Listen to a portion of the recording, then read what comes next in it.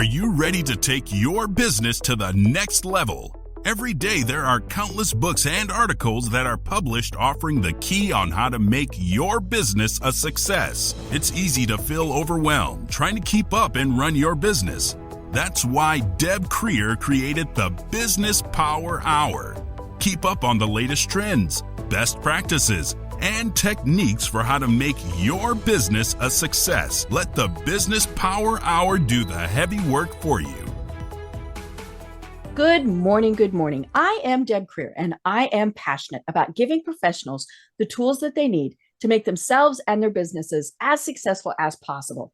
And today we're going to have so much fun because we're talking to somebody from over the pond. I love that saying, like the ocean is a pond, right? But we're going to have so much fun today talking with my guest. And this is going to be very important for people who are interested or may have already started your own business and are kind of wondering, am I doing it right? So we're really going to have a great time today talking with Sophie Theen. So welcome, Sophie. How are you doing today? I am good. I am well. I'm super excited to be here, to be honest. I know it's going to be, quite juicy in terms of the content. We've got tons to talk about, but really just want to get the message out there. I love it. I love it. Well, let me tell people a little about you and then we will jump in. Sure. Sophie Theen is an award-winning human resources and diversity and inclusion professional and author of the new book, The Soul of Startups, The Untold Stories of How Founders Affect Culture. From being featured on the Women in FinTech Power List, holy schmoly, since 2017, and the first HR professional to win the Standout spot, she is also widely recognized in Europe for her innovative influence on how human resources works in technology companies and startups. She now works with companies around the world as an advisor and lives with her family, as I said, in London. So again, Sophie, welcome. Thanks for having me. Great. Well, I always love to know a little bit about how it is that our guests got to where they are today. So tell us a little bit more about how you discovered that this is your passion in life. Sure. So, like every passion, it kind of always happened accidentally, for sure. You kind of stumble across one thing after another and then eventually realize that, maybe this is the reason I was put on here to do this and where I've really found my passion. So I started off as an engineer and I wasn't a very successful one, to be perfectly honest with you. I didn't find a lot of joy doing that piece of work, and I kind of felt like it wasn't the career I could imagine myself doing for the next 50, 60 years or however long now that requires you to retire. But one thing leads to another. I got really lucky that I've met a startup, and that was kind of like the first time I was in a startup space. It was a company of 3-4 people. We were doing recruitment for automotive engineers, and I just realized that, I could easily do a people piece of work plus being surrounded by kind of like the people who I went to school with or went to university with, and really kind of share that passion and finally realize that there is a way that I can find a career that crosses these two things. Right. And so fast forward a good decade later, I have been working for startups, corporate, working in both the talent and the HR space, and eventually kind of carved out a really nice, I want to say it's a niche area where I can really utilize my very heavily structured mindset and apply like that engineering brain. Yes, I know. I never really thought I would be grateful for it, but of course I am right now. It really makes up to who I am at the moment. And I think finally I kind of carved out a really good space where I can do advisory on, the industry that I'm so passionate about, early stage startups, tech startups, especially just working with great founders and CEOs who just want to build great companies. So this is how it kind of like came together, and I feel like I'm really lucky in a space that I do right now. Right. I love it. And it's always interesting because when someone starts their own business, they have a multitude of reasons why, right? Sometimes they got laid off. Sometimes they got, they graduated from school. Sometimes there's a pandemic and they think, hey, I want to do something different. For sure. And they all, let's be honest, they want to make it profitable. We don't want to go into it and not make money, but we also usually have that passion for whatever it is. We want to, I hate to be cliche, but we want to make the world a better place while we're making some money at it. But I think so many business owners and founders don't understand everything that it takes. They've got that passion, but they don't know how to, let's be honest, manage people. They might have been managed, or they might have been, highly successful in their other careers, but to actually be that boss is often a challenge. And so talk to us a little bit more about that.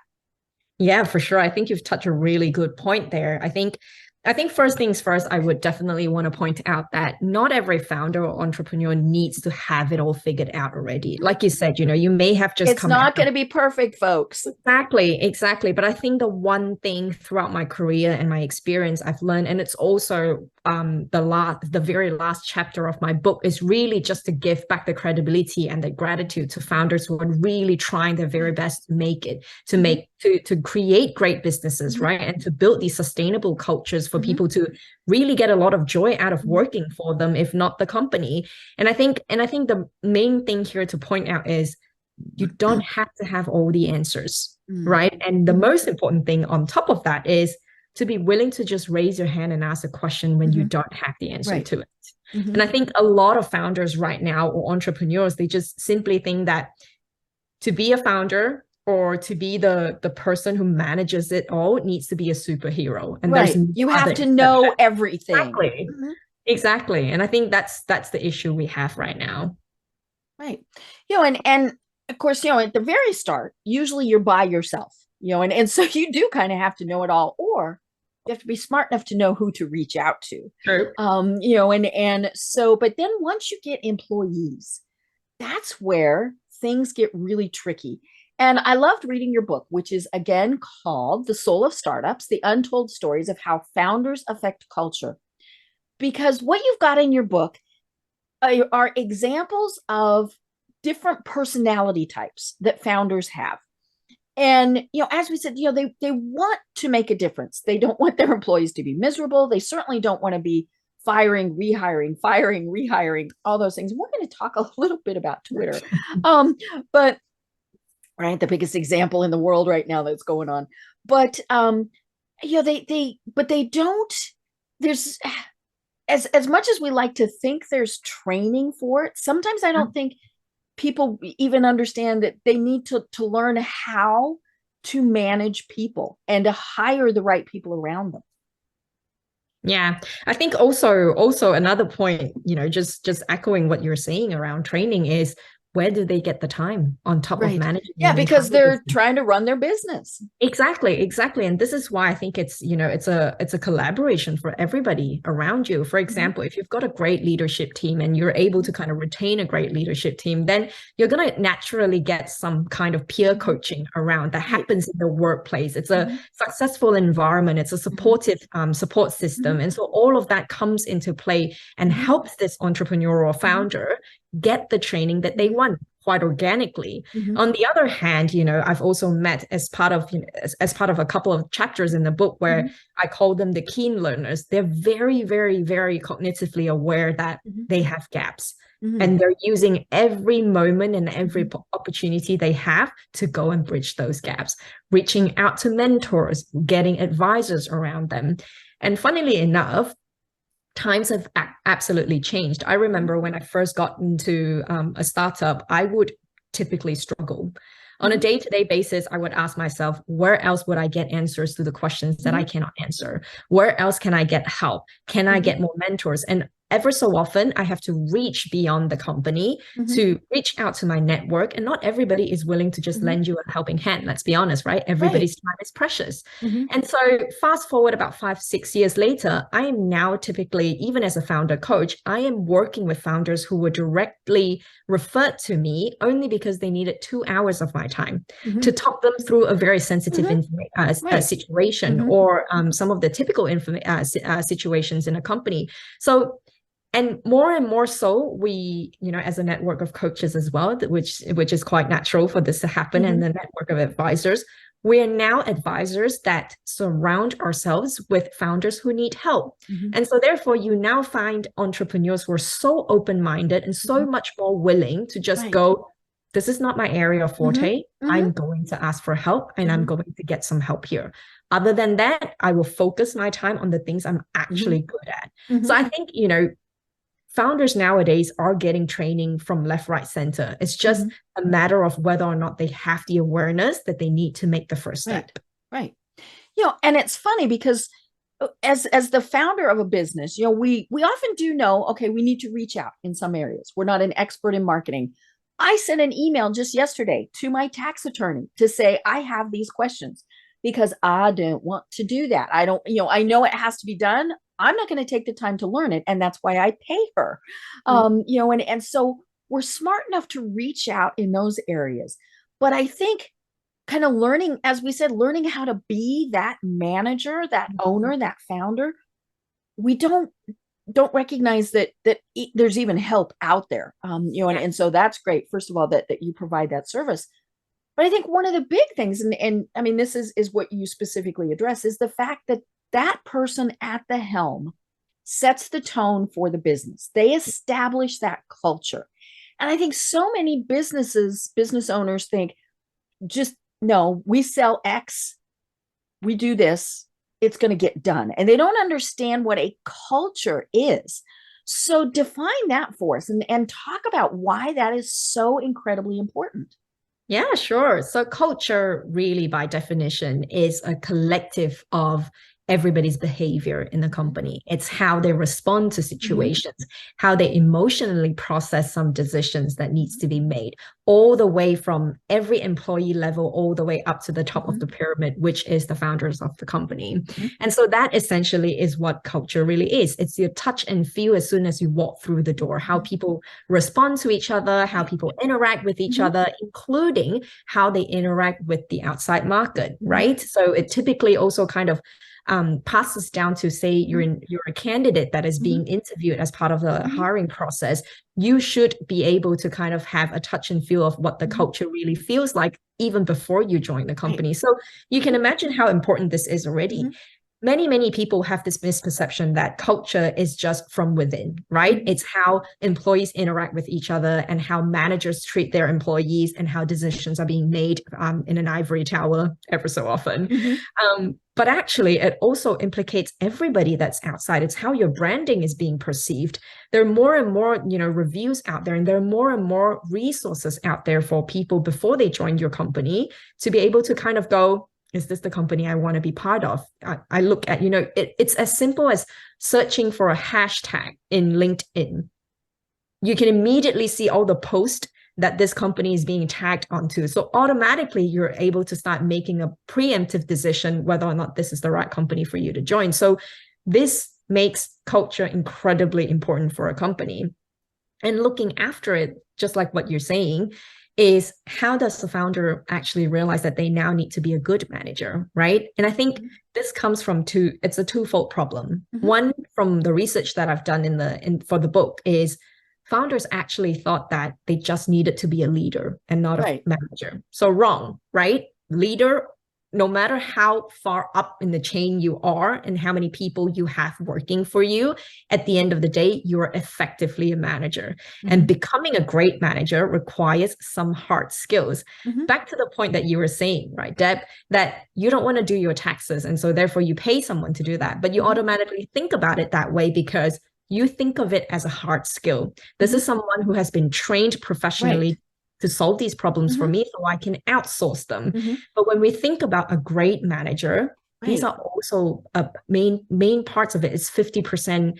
It's 50% soft skills. So where do you learn? The what's between your ears type of thing. Exactly. So how do you go and pay for someone to learn how I can be a better communicator? Do you give me a script? Do I get practicing in an open speech? But I think all in all, this is why also coaching is now becoming more and more important for people to be able to learn and harness these soft skills. Right.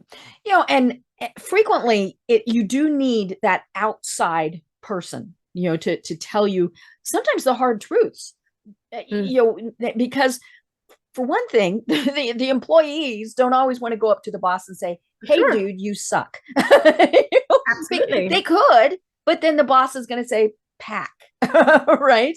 But when they've brought in a consultant, the consultant is, obviously going to phrase it much more nicely, but they can look at things and go, okay, I'm looking at, say, your recent communications that you had. How did you do those? How did you handle those?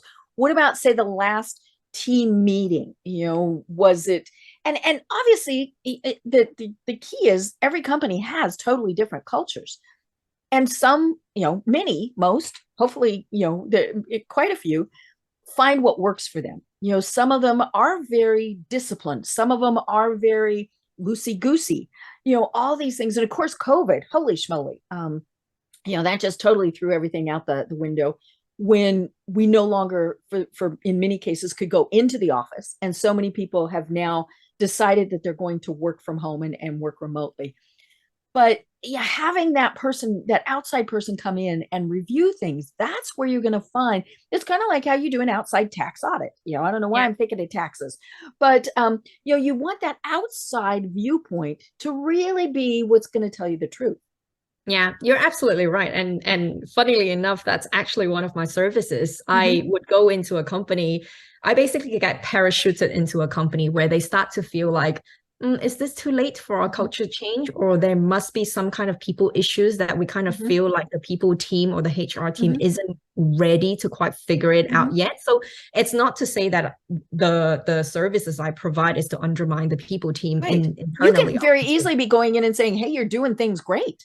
Exactly. But I guess it's also coming from a sense of, is there something else that we're not doing good enough? Is there something else we can do more? And I get that these are the great conversations to be had, especially coming from a consulting perspective. So very often I get parachuted into a company and I look at a due diligence in a very typical way. Coming from a consulting background, I do a due diligence in a very typical way, but mainly on three things. One is their internal communication. Is it succinct? Is it transparent? Is it honest? Right. Is it actually doing what it is meant to do to bring the culture together, right? Especially you're talking about this remote working best practices.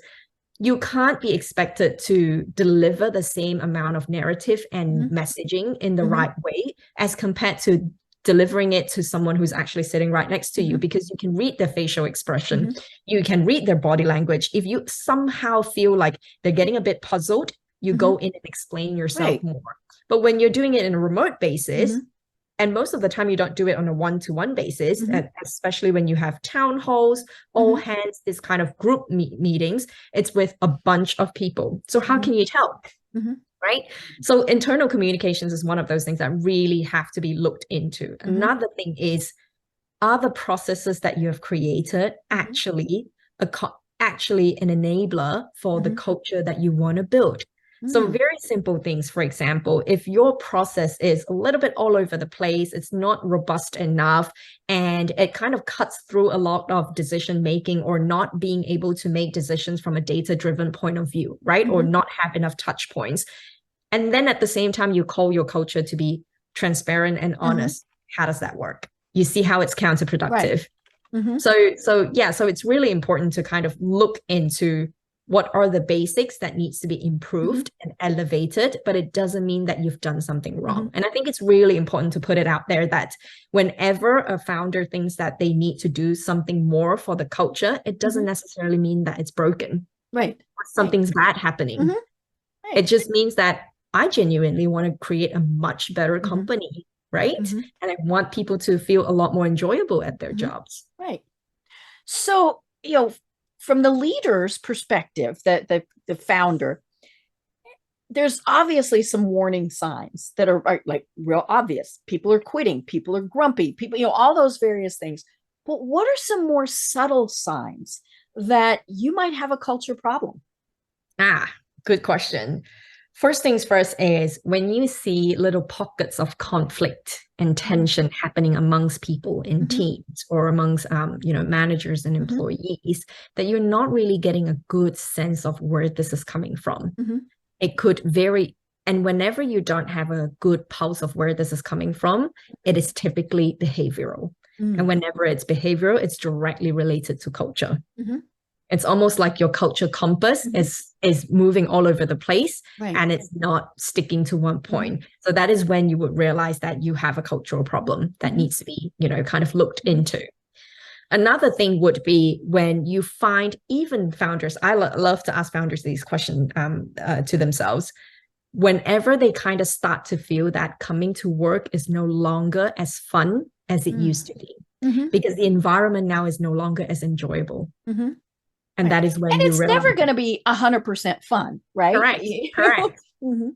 Correct. Because it could be very well that you're not enjoying the day-to-day anymore as a founder. It's because maybe, funding is a little bit more difficult given the current situation out there, or you have really tough investors that you're just trying to grease, and, it's getting a little bit difficult and conflictive. But as soon as you take all of these external factors aside, and when you come to work, you feel like the conversation I'm having with my team is no longer as enjoyable. I don't really have a sense of why I feel like there is a sense of unhappiness and discontentment in the room. And this is when you start to feel that your day-to-day is not as enjoyable. So these are the two main things that I will always ask people to look out for before it becomes detrimental. Right. And it's funny, companies don't understand how intuitive, maybe is the right word, their employees are. They think, they're just doing their job, whatever. I worked for a large financial company, and I handled employee communications for 4 businesses that were in one location. We merged with other big companies. As happens when you have things like that, then you have layoffs, right? Because you've got multiples of everything. And our senior management didn't understand just what was, what the undercurrent was that was going on. And part of it was they didn't know either. They didn't know, were we going to have big layoffs? Were businesses closing? I mean, all these things. And of course, if there's a vacuum, we fill it, and so if we don't get the information, we make it up, and usually we make it up bad. So, like examples that we had were, I mentioned I was the head of communications, which meant I was on the phone a lot. Well, we lived in cubicle land. And all of a sudden I had walls that went all the way to the ceiling and a door. And so it was really weird because there I was in cubicle. It was like I was living in an elevator, right? Because it was just, but when that happened, people were like, okay, who is she talking to? What are they talking about? Oh, her door's closed again. Yeah. And then we also had a culture where every person's calendar could be viewed. Made it really easy when you're trying to schedule meetings, and all this stuff. You go, even the CEO, you could just go and look and go, oh, he's free here. I can do this. But when, all of the HR people, all of a sudden their calendars could not be seen, that was another really big red flag to employees. And when we tried to tell them, okay, we understand why you're doing this, but you need to understand what people are saying when they're getting coffee, when they're in the halls, all those various things. And they didn't pay any attention to us, and then had all sorts of issues. Of course. I mean, because they've got other pressing things to think about, right? As a leadership, in a leadership team, it's very, very natural. Yeah, we were picking who was going to lose their jobs. I mean, that was horrible. Right. You've got more pressing things to worry about, and that's very, very natural. But it is so important. This is when I say internal communication could very well be the one thing that actually makes or break a culture most of the time, because well, if you think about, the various situation that you were in, suddenly people are feeling fearful for losing their jobs. They're feeling insecure about the position that they're in. They're starting to filling out these white spaces with whatever they can preempt about, right? And so if we never address that, if the company actually never addressed them and still put it at the very bottom of those of the rank of priorities, what happens is these very people that you were initially worried about becomes a flux of exodus, right? People are leaving because of that very reason. And this is another thing as well that I also heard more and more, HR teams are picking this up and really try and have a look at re-engineering the way they do offboarding right now. Right. I've been in so many companies where the typical reasons for leaving are Mhm. career progression. This Mhm. person's leaving, moving on because they've already Right. found a new job. But actually, hold on a minute. If you really dig deeper into it, you know that they only started to look for a new job because the culture here is no Mhm. longer tolerable. Right. So therefore, you're getting these fake data, this superficial Mhm. data for you to never really address the Mhm. problem. So Right. you see how it comes hand Mhm. in hand. It's almost like it's a vicious cycle. Mhm. If leadership doesn't care, Mhm. HR teams doesn't do the proactive work Mhm. to actually dig a little bit deeper and take the initiative to Mhm. do so, it feeds itself. Mhm. So that loop never closes. Right. And we discovered when we were dealing with the process that, like I said, there was that vacuum. And when we told people, we don't know, we don't have answers, we'll get them for you as soon as we can, that alleviated an awful lot, because I think, and now we had to be truthful about it, right? And that was the other Yeah. thing, was so many times, you're hiding, and it didn't help. I mean, this is an extremely large company, publicly traded.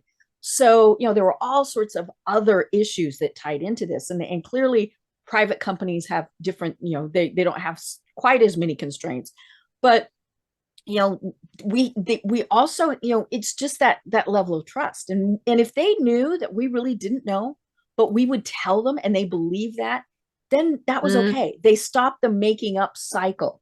But if we Yeah. told them, well, we really don't know, but they thought, yes, you do, then we completely lost their trust. And once you've lost that trust, you can't get it back. Exactly. So recently in LinkedIn, there has been an article that's been floating around, or was it a post? I forgot now. They specifically say when a culture is great, they say thanks to the CEO. Right. When a culture is bad, it is all HR's fault. You see And how what are it's you doing or not doing? exactly. It's like HR is ultimately the people who are responsible for building a great, not responsible for building a great culture, but is responsible for taking a culture down. Right. It's just silly when you read that sentence, right? Even not just from a perspective that I have been on the front seat of this particular profession, but also when you listen to that sentence, how ridiculous it actually sounds. Right. Because how is the very person responsible for building it is not the person that's actually responsible for because deploying. HR is taking the direction from that person. Correct. Yeah. And in your book, and again, I love this. It was great. It's examples. It's not a how-to. It's examples of what these personalities have. And I just found it fascinating because it was showing that, if you have a person who is, say, a micromanager, if you're a micromanager and you own the company, then that really does affect everything. If you're unfortunately, we've all had the icky, nasty bosses and owners, right? You had some pretty good examples in your book. I had, when I was first starting my career, I worked for a gentleman who was, you just looked at him and you knew he was a deeply unhappy man. Therefore, he was going to make our lives unhappy, right? For sure. And I remember I went into him, and I was young. I was, early 20s when I was working for him. And he, this is long enough ago, it's probably before you were born. But, and so things were a little bit different then, but he liked to use bad language, and I mean, we all say things, in the workplace, and depending on where you are, it a little more, a little less. And again, depending on the culture, I mean, there are things, but he used it in a derogatory way. He was not having fun with it, and all those things. He was using it to be nasty. Yeah. And I went into him one time after I'd heard him be incredibly nasty with someone, and I said, and I was his office manager, so he knew that I had an awful lot of control over what was going on. And I told him, I said, you get to call me the B word once. And I said, the second time, I own your company. And he just kind of looked at me and brushed me off, and ha ha ha, and then further down the road, he had one of his tirades, and and he called me that word, and all I did was hold a finger up, and he, and so I indicated the number one. Yeah. I held up not the middle finger that, you know, The one. but you know, and he immediately realized what he had done. Oops, I just made my camera get real squirrely on, you know, it doesn't like it sometimes when I move. And so he immediately knew that he had screwed up and he apologized. But I also knew, and you talk about this in your book. I'm going to see if I can get my camera to refocus. There we go. I don't know why it does that. It's very strange. But you know, when we know almost right away when we start working for a company, we pick up on that, right? You know, and we know this is, I probably shouldn't have done this, you know, but we all think I can live with it. I can fix it. I can fix it. Or it's really not as bad as we think. And that was one of those jobs where I actually stayed for several years, but I was miserable the entire time. Yeah. You know, and I think that's where a founder, a president, whoever of the company doesn't realize what they are doing to harm their own company. For sure, for sure. And it comes down to, you know, we talk about culture, but ultimately it's also how harmful it is to your employees' mental health, right? Lots of people, especially in the startup space, it's not as forgiving because it is, you know, there's this saying, there's this party line, let's put it this way, that a startup is incredibly challenging, but it's also very rewarding, right? If you look at everything that you can benefit from, and you're like, yeah, right. Correct. But then it also kind of goes like, do you have to reach a certain age of maturity for you to not be excusing these kind of behaviors anymore? So I tell the story in my book based on my own personal experience. I have obviously, you know, been in the startup space for a long time now. And in the early stages of my career, I was making excuses for these bad behaviors. Not only that I have the front seat of being as part of the HR and, you know, a partner in tandem with the CEOs and the founders that I was working with, I was typically also part of the problem because I would be giving them excuses to behave. We let them get away with it. Correct, right? Because at that point, I would think for myself selfishly, oh, it's a great career. I'm getting a lot of exposure that I otherwise would not have in, say, a different company. And so because of that, I never truly realized that there was one company that it obviously burnt me out at the end of the tenure. And I was there for quite some time. And it basically burnt out my mental health. And it took me a good couple of years before I can kind of like not be carrying that kind of trauma anymore, you know, when there's a small flicker of behavior and, you know, that's bad news, right? Instead of making me incredibly aware and cognitive, it actually kind of built on a layer of fear for me that I will not be able to trust the next employer. So I was carrying this baggage for a little while. But then at the end of the day, also, once I've gotten past of my own trauma and I've gotten better and better at managing it and have finally seen it as a glass half full, obviously with the help of my therapist and my coach, I finally then also looked back and realized because I was making excuses for those bad behaviors, the very people who then joined after me was going through the exact same thing. So for me, I was carrying this, you know, this incredible feeling of guilt that if I had just stood up for myself and if I had just called out that behavior, maybe this wouldn't happen in today's age. And especially because the company has grown much bigger and they're still, you know, they still exist, especially, you know, sometimes when it's in a startup, sometimes you kind of go, yeah, I'll brush it off because in 4 years time, it's not going to matter. Exactly. But then I got to a point to realize that it didn't matter if the company didn't exist 4 years down the line. The very founder will still exist. They will go on and build more companies and they will continue to create a multitude of these bad behaviors and cultures that is incredibly toxic for employees. And so for me, learning from that experience was so much more rewarding, to be honest, than to have joined a startup, right? You almost go, yeah, if I had just stood up for myself, this wouldn't still be happening today. And, you know, on one hand, you feel incredibly guilty, but then on the other hand, you also go, can I help everyone? Can I save everyone? Not truly. Right. You know, and let's be honest, I think women have this even more. You know, and in this day and age, we still have a lot of issues in the workplace. You know, and I've been fortunate that I've never had anything terribly serious, but we all know that there are times where we should have said, that's not acceptable. Yeah. And if not for ourselves, for the people who came after us, men and women. And you do a lot of as I mentioned in your bio, DEI work. And so, are we making sure that anyone who comes after us is going to be treated fairly and honestly and with respect? And even if it's just things like the jokes around the coffee maker that aren't they might be a little off color or a Yeah. little negative towards somebody, we just, I mean, we need to but it is scary. I mean, because when you stand up and say that's not acceptable, I mean, you really are risking losing your job.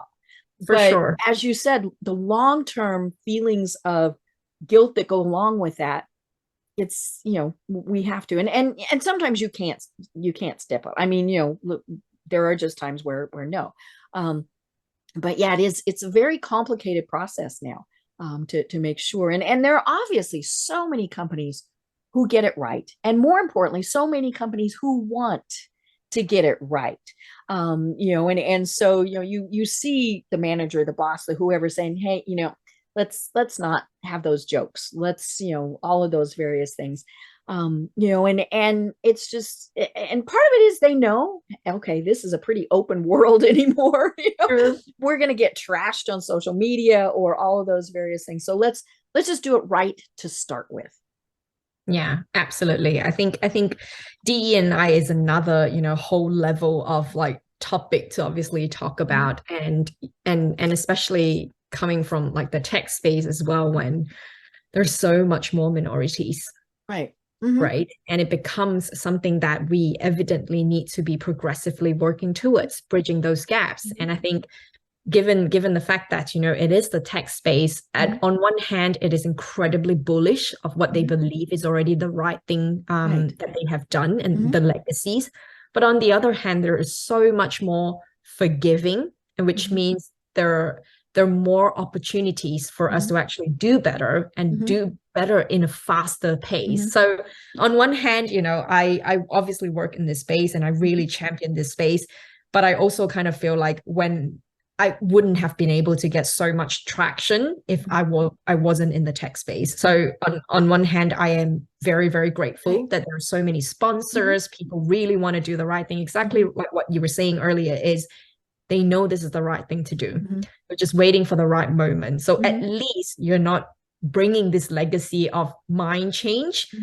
Rather, it's just making sure that you're creating the platform for them to take that opportunity to change. Right. Right.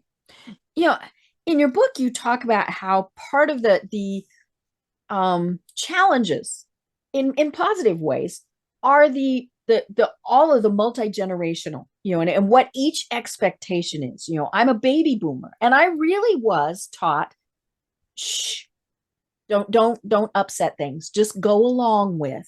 It'll be okay. And all of the, now the nice thing is, my mother is one of those really strong people who said, no, you don't, and I always knew that was not, if it was unacceptable behavior, it was unacceptable behavior. And I mean, there have been times where I've been poked, pinched, and I've retaliated. I had a guy one time who, and I swear it was just because he couldn't remember my name, always called me sweetie. Now, Deb is not a hard name to remember, and I was the only woman in the office. So it was like, really, but he always just called me sweetie. And so I started when, and I, first of all, I wouldn't respond, and, I'm sorry, that's not my name.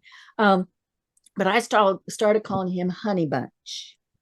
And he finally got the point that sweetie was not acceptable. Now, should I have just gone to the CEO, who I just thought the world of, and said, Bob, tell him to stop calling me sweetie? Probably. That was probably, but it was, but yeah, my generation was, nah, don't rock that boat. And then we have the millennials, we have Gen X, Gen Z, and each have different expectations of what the workplace and work culture should be. So how do you deal with, especially now, like you were saying, tech, more than likely you're going to have a lot of younger people there. There's, and so that's going to be very different. But depending on I was talking to somebody the other day and she was in a tech company and she said, I'm 40 and I'm the oldest person there by a long shot. And what she talked to me about, she said, I can't socialize with them. We're not friends. She said, because in some cases I am older than their parents. So how do you deal with all of that and culture? See, that's interesting because what your friend was really describing to you isn't really about her age. It's just about the fact that she wasn't a true it was the culture. Exactly. And this is what we really need to be focusing on, right? How can we make this culture a lot more sustainable, but at the same time, a lot more open to people is when you have very robust frameworks in a company. Let's not talk about, a company doesn't really need to hit a maturity stage of having a process-driven company until they're like 50 people because it impacts more lives. Right. So while we're still under 50, we can just do whatever we can do what we want. Exactly. We can communicate however we want until something bad happens. And that's usually the way they react to these problems, right? But actually, if you think about it, it's exactly what I was describing in the book is it's not really talking about people's age difference or what kind of, paradigm they come from. It's really just respecting that every single person is different. And so therefore they have very different wants and their different expectations. How do we now align them as a company? We do have to remember that, in the older generation, people know for a very, very fact that there's a hard split between personal and professional life. Right.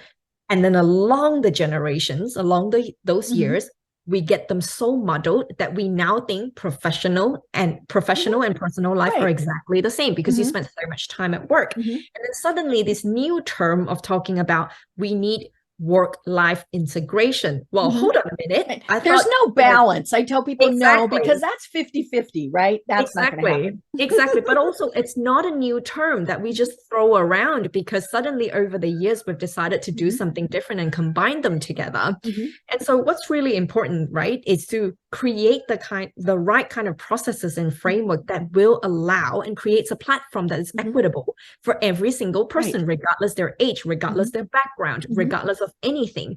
So a good example would be, is social really needed as part of your progression in the company? That's the first question to ask, right? If I was feeling quite left out and feeling like, maybe I'm the older one in the room and I cannot really talk everybody else is going out on Friday, the Netflix series that they're watching, and so I'm not watching it, so I'm not really part of the water cooler discussions. Hold on a minute. As a leader of the company, I should really have an emphasis to think about, is the water cooler discussion actually going to get me anywhere or is actually going to be detrimental to my employees' performance? That is a way for people to bond.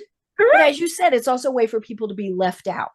Correct. Exactly. So then you go back to the basics, just like every HR would do. Go back to the basics and go, there's no need to re-engineer this. Let's just be honest with ourselves. Every company, regardless what size, needs a clear, transparent, and honest performance management framework. Then we go back to basics, right? I think it's just this whole excuse that we give each other.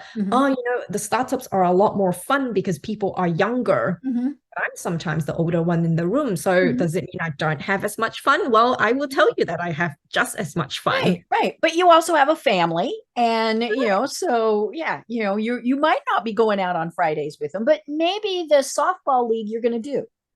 For sure. Right. And obviously COVID changed a lot of that because especially for the first 6-ish months, and it was different in every country, but, especially where we were, where, on Friday, everything was fine. And on Monday you were working from home and, oh gosh, there your kids are and all these various things. And so businesses had to figure out very quickly how to really do that integration. People knowing, okay, my employees now have kids that they are having to homeschool. So I can't expect them to be, 100% at 10 a.m., 10 p.m., maybe, and so I think it was very interesting. And the companies who did it very successful are still doing it. The companies who had problems said, nope, you got to come back into the office. For sure. And I think because people loved having that integration, those are the people who said, nope, we're not going back. Sorry. Yeah, and it's also a temporary thing. This is the problem, right? When the pandemic hit, some of these companies, like you said, that they're not doing so well, and they're now gone back to, face to face and going back into the office, which then received a huge backlash. And so then they would have probably lost a flux of employees as well that are probably really talented out to their competitors who are a lot more adaptable than they are.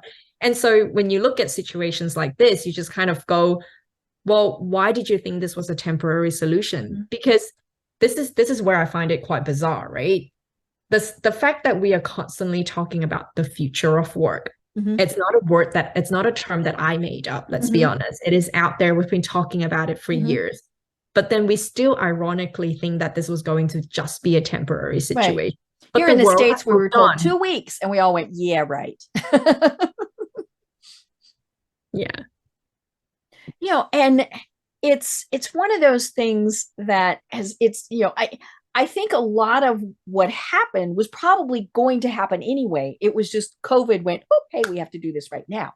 And so it's been interesting just to see how companies have adapted, and the culture is obviously the biggest part of that, because sure, it's great to work from home, to never have to commute. I tell people I don't have to wear shoes, and all of these things. But there is so much that happens when you're all together in one space. Yeah. At the coffee maker, you're able to pop into somebody's office really quick, and just ask questions. And and whether it's business related or, oh my gosh, did you see who just won the World Series? That happened here yesterday. And all of those things. And that helps build that family, and that's a big part of culture is, as we said, are you feeling accepted? And if everybody is in offices all over everywhere, that's a very big challenge for companies to get through. Yeah, I think the key there is where we tend to prehistorically look at culture as a family gathering, right? But on the other hand, we are trying our very best to break this family bond because it creates codependency.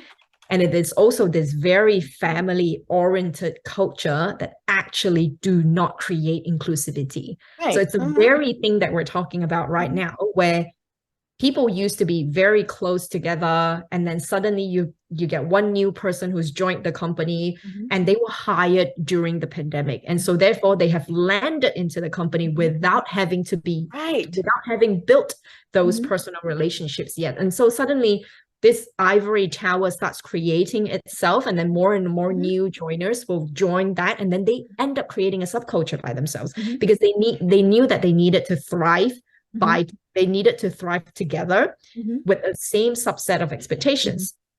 So this is another thing where the pandemic has actually helped diversity and inclusion, right? Right. Because we're now talking about, why wouldn't I feel belong when I've just joined the company? Because hold on a minute, when we do a deep dive, we realize that the people were closer knitted together because they were in one location. They were forced to be there on a daily basis. And so therefore, they were forced to have these small talks, right? That they thought were going to be helpful for their career progression. So recently, I've done an interview with Work Life around, is small talk actually important to drive your career? Right. The very verdict is it's not. Right. Even though people were thinking, you're in the office, so you can chat up the boss. So you're going to get the promotion, right? Correct. And I'm not in the office. Yeah. Good bosses. But presence, exactly. But presence is not just because you have to be physical. The very definition of presence just simply mean you are heard, and you are seen. There's no difference from being seen over Zoom and being heard over Zoom. So I think, you know, we're now starting to come back to basics where, like I said, you know, on one hand, I am furious about the pandemic happening, but on the other hand, I've actually seen it progress future of work even further. Right. Right. Yeah, and because like we said, remote working was coming, whether companies liked it or not, and so it just got kind of forced on us a little bit sooner. But the managers, business owners, whoever who really thrived were the people who knew I have to communicate with folks. Whether it's I'm on Zoom every morning, hi, how are you? Just touching base, or able to be on the various, if you're in a larger company or a tech company that's got the cool tools and toys, to be able to immediately have a video conversation with somebody. All of these various things. I think companies that survived and thrived figured out it really was that communication. They had to keep telling their employees, you matter to us. Yeah. And it has to be intentional.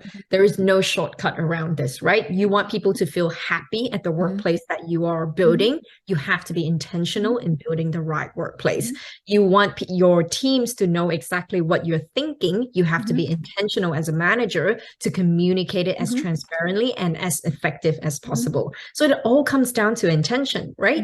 So basically, we're really talking about translating what used to happen on a face-to-face basis and then converting it into a digital mode. Right. But it doesn't mean that it's going to lose its effectiveness. It simply means that let's not start being lazy, right? And start changing the way we talk to each other. Right. Maybe I can imagine, I have a manager who used to just tap on my shoulder and be like, did you catch football last night? Did you catch the match last night? Totally fine. And then you have a quick chit chat. Right. But there's no difference in the tech world where I just go, did you catch the bake-off yesterday? By the way, how good was that cake? Right? It is the same as translating it into a type. Or if not, you can jump onto quick chat, question mark. Like me and my team, we go quick chat, question mark. It doesn't mean that they need to be fearful that a manager is asking for a quick chat, almost quite impromptu. But this is basically just saying, hey, I just watched a movie last night. I just want to tell you about it because I know it's one of your favorites. So let's have a chat about it. And that's totally okay as well. But as soon as companies or these employers going into a digital mode and not really embracing a digital lifestyle. Yeah, the ones that said, I don't like doing Zoom. I look bad on Zoom. Well, too bad. Or maybe ask the question, what made you think you look better in real life? Yeah. I mean, maybe not to your manager, but it's the same kind of thing that goes into reverse, and you think, oh, maybe you didn't look that good in real life either. Right. It's easily transferable. Right. And again, the people at the top set the tone. Correct. If you're accessible during the work day, night, weekend, whatever, and obviously you have to have boundaries, but if you're accessible as that leader, then that flows down, and it's kind of like the old open door policy. If people know they can pop in at any point in time, then most of the time they don't, right? Yeah. It's only if there's something big that's going on. And I think that's one of the things people fret about is they're like, well, I'm just going to be so inundated with people coming in, I'm not going to be able to work. No, that's not going to happen. They're going to come in. Now they might come in to say, hey, did you catch the football game yesterday? Yeah. But then they also might say, hey, I've got this great idea for a new product or, things like that. But they're not going to do the pop in, to take advantage. Same thing with, digital, they're not going to be just constantly pinging at you to say, Can I have a minute? Can I have a minute? People are adults, and when we treat them like that, then they'll act that way. Yeah, absolutely agree with you. And it's so much fun to be talking about this. And the funny thing is, of course, I have not been in a true office environment for 20 years. I've been home based, but I see what's going on. And no matter what, we all have our teams of people. Even as somebody who works independently, we've got our teams, and there's also all of this pertains to families, to volunteer groups, all of those various things, and and we see, what happens in the, when catastrophic things happen. We have to have you back on at some point, talk about Twitter. Just to see, I mean, I saw the thing the other day. So they laid off 75% on Friday as we're recording this. And the headline today was, oops, now they need to start hiring back. Yeah. And, it's like, and I mean, and we see that happen, right? You have a merger and you have to reapply for your job. That happens, but of course I'm thinking, if I were one of those people, I would either, have said, heck no, go away. Or I would have said, you need me back that much, you're going to make it worth my while.